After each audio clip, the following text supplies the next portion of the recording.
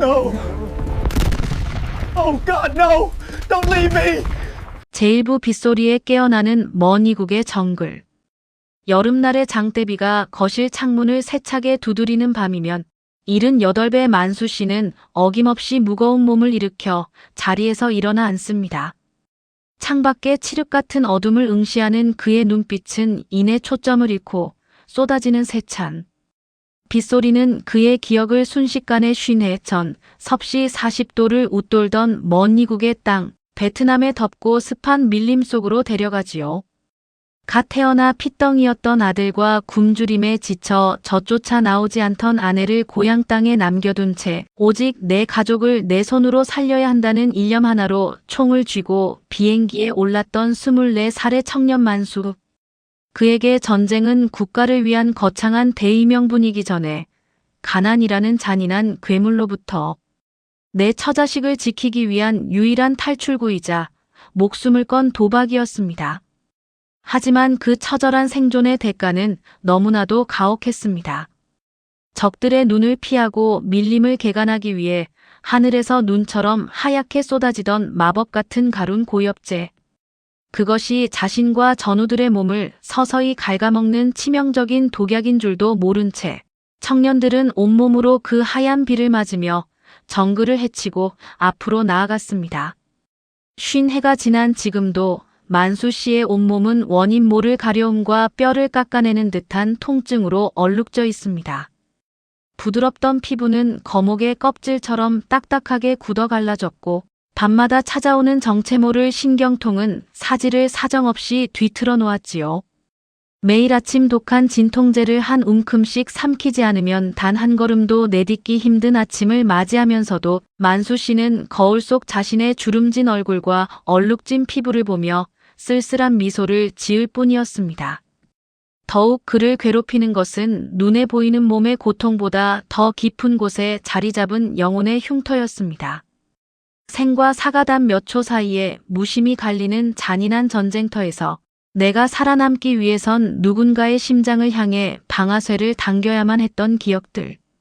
자식과 같은 나이였을 이국의 젊은이들이 피를 흘리며 쓰러져 가던 마지막 눈망울은 반세기가 지난 지금도 생생한 악몽이 되어 만수 씨의 잠자리를 밤마다 찾아와 목을 조릅니다.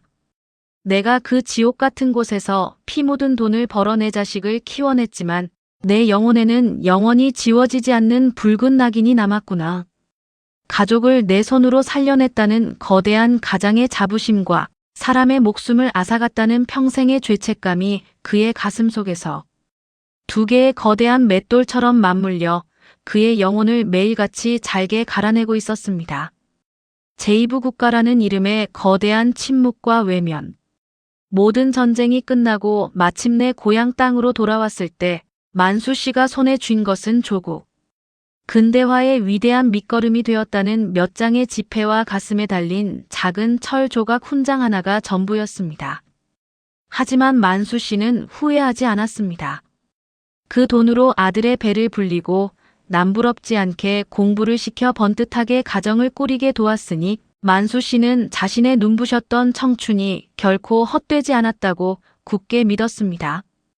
자신이 청춘을 바쳐 흘린 피와 땀이 이 나라의 대동맥 같은 도로가 되고 거대한 공장이 되었다는 사실은 그가 노년의 고통 속에서도 홀로 버틸 수 있는 유일한 자존심이자 긍지였습니다. 하지만 세월이 흘러 늙어버린 몸이 완전히 망가지고 감당할 수 없는 병원비가 하루하루의 생활을 무겁게 짓누르기 시작했을 때 그가 목숨 바쳐 지켰던 국가는 그에게 너무나도 차가운 서류 몇 장과 거대한 침묵만을 보여주었습니다. 참전 사실을 증명하고 고엽제 후유증 피해를 인정받기 위해 만수 씨는 뒤틀린 다리를 이끌고 관공서와 보훈처의 문턱이 닳도록 드나들었습니다. 그러나 돌아오는 대답은 늘 복사에 붙인 듯 똑같았습니다. 반세기가 지난 일이라 인과관계를 입증할 수 없다. 당시의 기록이 부실하다. 예산이 부족하다는 무책임하고 기계적인 거절뿐이었습니다. 나라를 위해 목숨을 걸고 사선을 넘었던 이들에게 주어지는 보상이라곤 겨우 몇만 원의 참전 수당이 전부였고 그것마저도 매달 늘어가는 약값을 대기엔 턱없이 부족했습니다. 명절이나 국경일이 되면 TV 화면 속에서는 화려한 기념식이 열리고 제복 입은 영웅들을 기린다는 정치가들의 높은 목소리가 성대하게 울려 퍼졌지만 정작 그 영웅들의 대열에 만수 씨가 앉을 자리는 단 한 곳도 없었습니다. 화려한 네온사인 아래 눈부시게 발전한 대한민국의 빌딩 숲을 홀로 바라보며 만수 씨는 가슴 저린 소외감과 배신감을 느꼈습니다. 우리가 정글에서 흘린 피 위에 세워진 나라가 이제는 늙고 병든 노병들을 거추장스러운 짐짝처럼 여기는구나. 국가의 철저한 외면 속에서 만수 씨의 서랍 속 훈장은 비단 보자기에 쌓인 채 서서히 녹슬어갔고 그의 깊은 한숨은 거실의 정막 속으로 무겁고 쓸쓸하게 가라앉았습니다. 제3부 자식에게 차마 말하지 못한 비밀. 만수 씨의 아들은 아버지가 젊은 시절 목숨과 바꾸어 베트남에서 번 돈 덕분에 단 한 번도 굶지 않고 귀하게 자라나 이제는 도시의 어엿한 중견기업의 간부가 되었습니다.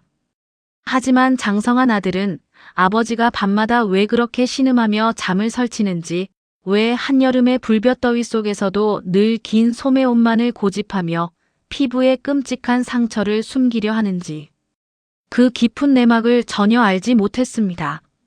만수 씨가 자신이 전쟁터에서 겪은 그 잔인한 고통과 평생의 트라우마를 아들에게 단 한 번도 털어놓지 않고 꼭꼭 숨겨왔기 때문입니다. 그가 그토록 철저하게 입을 닫은 이유는 오직 하나, 자신이 전쟁터에서 겪은 그 끔찍한 기억과 피의 대가가 사랑하는 자식의 평화로운 삶에 무거운 짐이나 마음의 빚이 되지 않기를 바랐기 때문입니다. 내가 오늘 누리는 평화와 번영은 아비의 유일한 자랑이란다. 그러니 내 몸의 지독한 상처나 영혼의 눈물까지 내가 나누어 가질 필요는 없다. 만수 씨는 아들 내외가 오랜만에 집에 찾아올 때면 일부러 아픈 허리를 꼿꼿이 펴고 가슴을 내밀며 환한 미소를 지어 보였습니다. 아들이 철마다 건네는 몇 푼의 용돈을 받을 때도 사실은 병원비가 부족해 예약된 치료를 몇 번이고 미루고 있다는 사실은 까맣게 숨긴 채 나는 나라에서 나오는 보훈돈으로 차고 넘치니 너희 살림이나 보태라며 거친 손사래를 쳤지요. 아들은 그런 아버지가 그저 무뚝뚝하고 여전히 건강한 노인인 줄로만 알았습니다. 자식에게 부담을 주지 않으려는 이 지독한 부성애는 결국 만수 씨를 완벽한 고독 속으로 밀어 넣었습니다. 아들 내외가 돌아간 후 다시 홀로 남겨진 서늘한 방 안에서 만수 씨는 피고름이 배어나오는 다리를 거친 손으로 문지르며 억지로 신음을 삼켰습니다. 내 자식의 행복한 가정을 내 힘으로 지켜냈다는 안도감과 그 눈부신 행복의 그늘에 철저히 가려진 자신의 초라하고 병든 현실이 대비되며 노병의 붉어진 눈시울에는 소리 없는 눈물이 소나기처럼 가득 고였습니다. 제4부 손자의 눈에 비친 진실, 그리고 눈물의 화해. 그러던 어느 깊어가는 가을날, 만수 씨의 집에 대학생이 된 손자가 불쑥 찾아왔습니다. 아버지가 주말을 맞아 할아버지의 집 서랍장을 정리해드리고 오라는 심부름을 시켰기 때문이었지요. 먼지가 뽀얗게 쌓인 서랍 깊숙한 곳을 정리하던 손자는 구석진 자리에서 낡은 비단 보자기에 쌓인 무언가를 발견했습니다. 보자기를 풀자 그 안에서 나온 것은 심하게 녹이 쓴 낡은 군인 훈장 하나와 군데군데 핏자국이 묻은 얼룩무늬 군복, 그리고 빛바랜 만년필로 꾹꾹 눌러 쓴 작은 수첩 하나였습니다. 수첩을 펼치자 그곳에는 젊은 날의 할아버지가 쏟아지는 포탄 속 정글에서 매일 밤 적어 내려간 처절한 기록들이 가득했습니다. 가족들이 뼈치게 보고 싶다. 오늘도 내 옆에 전우가 죽었다. 내 손으로. 저지른 이 비극을 신께서 과연 용서하실까라는 나직한 통증의 문장들이 손자의 심장을 사정없이 때렸습니다. 그 순간 주방에서 홀로 진통제를 삼키기 위해 물을 떠오던 만수 씨가 서랍 앞에 서 있는 손자를 발견하고 그대로 얼어붙었습니다. 자신의 평생의 비밀이자 가장 아픈 흉터가 마침내 세상 밖으로 완전히 드러난 순간이었지요. 손자는 녹슨 훈장과 수첩을 두 손에 든 채 떨리는 눈빛으로 할아버지를 바라보았습니다. 할아버지의 마른 몸을 덮고 있는 긴 옷 속에 숨겨진 고엽제의 끔찍한 상처들이, 그리고 밤마다 내쉬던 그 깊은 한숨에 숨겨진 이유가 비로소 손자의 젊은 눈에 선명하게 보이기 시작했습니다. 손자는 아무런 말도 하지 못한 채 주름지고 딱딱하게 굳은 할아버지의 손을 꼭 잡고 눈물을 뚝뚝 흘렸습니다.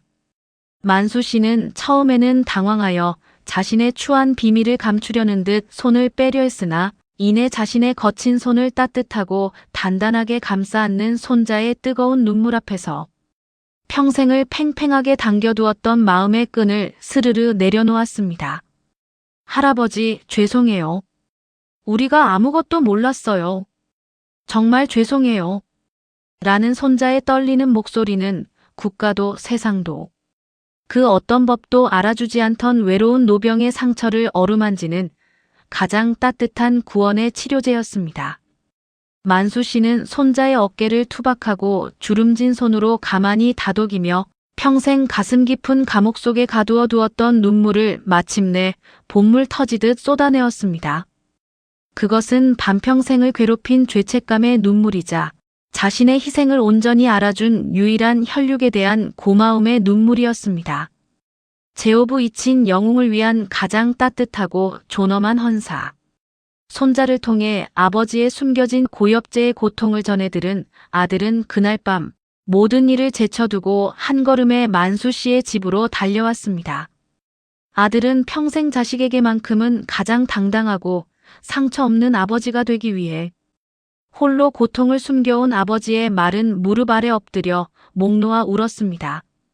자기가 오늘날 누려온 모든 풍요와 안락함이 실은 아버지의 찬란했던 청춘과 맞바꾼 깊은 주름이었음을, 그리고 하느님조차 외면한 줄 알았던 아버지의 외로운 기도가 실은 내 자식의 삶을 평생 지켜주던 거대한 방패였음을 비로소 깨달은 것이지요. 만수 씨는 이제 더 이상 자신의 상처를 부끄러워하거나 옷 속에 숨기지 않습니다.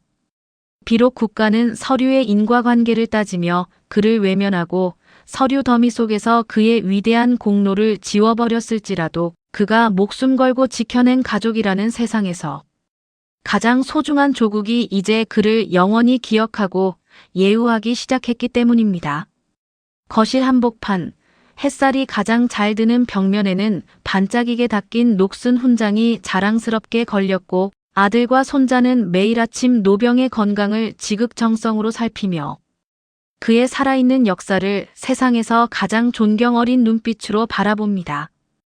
이 이야기를 듣고 계신 시니어 여러분, 그리고 혹시 만수 씨처럼 나라를 위해 혹은 사랑하는 자식들을 위해 온몸이 부서져라 평생을 헌신했으나 정작 돌아온 것은 차가운 소외와 외면뿐이라며 텅 빈 거실에서 쓸쓸해하시는 우리 시대의 수많은 영웅 여러분, 기억하십시오.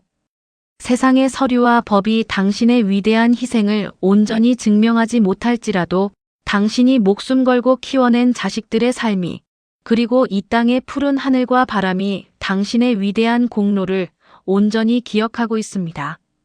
당신의 몸에 새겨진 깊은 상처는 부끄러운 흉터가 아니라 인생이라는 거대한 전쟁터에서 가족을 구해낸 이들에게 주어지는 가장 아름답고 고결한 훈장입니다. 빛나라 시니어는 오늘도 국가가 외면한 이 땅의 모든 진짜 영웅들을 향해 가슴 깊이 고개 숙여 가장 뜨거운 존경과 감사의 헌사를 올립니다. 오늘 밤은 부디 모든 육체의 고통과 마음에 박힌 죄책감을 내려놓고 세상에서 가장 평안하고 자랑스러운 안식을 누리시길 바랍니다. 당당하셔도 좋습니다. 당신은 우리의 영웅입니다.